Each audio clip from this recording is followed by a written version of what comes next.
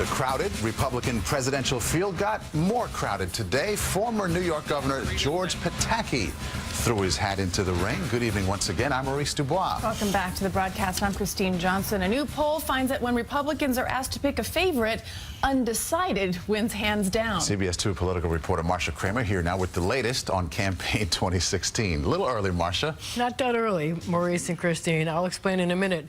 So many Republicans want to be president that none of the commander-in-chief wannabes gets the support of more than 10% of the voters. New Jersey Governor Chris Christie tips the scales at 4%, and George Pataki is barely a blip, which makes some pundits wonder why he entered the race in the beginning. This morning, I announce I am a candidate for the Republican nomination for President of the United States. You could call him the Why Not Me candidate. With so many Republicans seeking to be president, former New York Governor George Pataki must think he has as good a shot as anyone. But his decision to run has some political experts scratching their heads. He's anti-charismatic. When he comes into contact with charisma, he destroys it.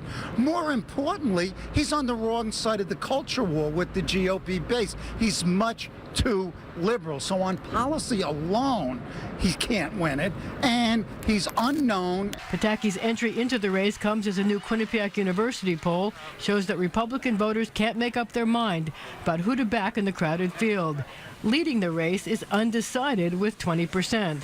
Then there are 5 with 10%, including former Florida Governor Jeb Bush, retired neurosurgeon Ben Carson, former Arkansas Governor Mike Huckabee, Florida Senator Marco Rubio, and Wisconsin Governor Scott Walker. Donald Trump gets 5, New Jersey Governor Chris Christie 4, and so on. One of the unusual aspects of the poll is the no way question, as in, there's no way I would vote for that candidate. Here, Trump comes in first with 21, Jeb Bush is next at 17, then Christie at 15. Baruch College professor Doug Muzio says that may not be great news for Trump and Christie, but not so much for Bush. He's going to have other elements that can change that. He's going to have a ton of money. His name recognition works positively and negatively. The poll also has some bad news for Democrat Hillary Clinton. By 53 to 39, voters say she is not honest and trustworthy. And with Mrs. Clinton's email controversy, thousands more yet to be released. And this is CIA-approved torture. Drop.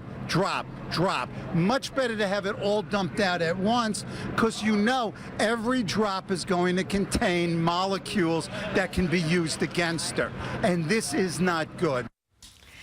So to your point, Maurice, while it may seem to be early for the polls to be taken seriously, after all, the election is 1.5 years away. Actually, it's not. The first Republican presidential debate is in early August. That's 2 months away.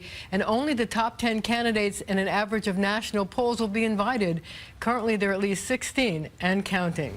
And there you have it. Okay. So as Yogi might say, it gets late early around here or something like that. Something like that. Right. All Okay, right. Marcia, always fun to keep track of, that's for sure. Yes. Thank you.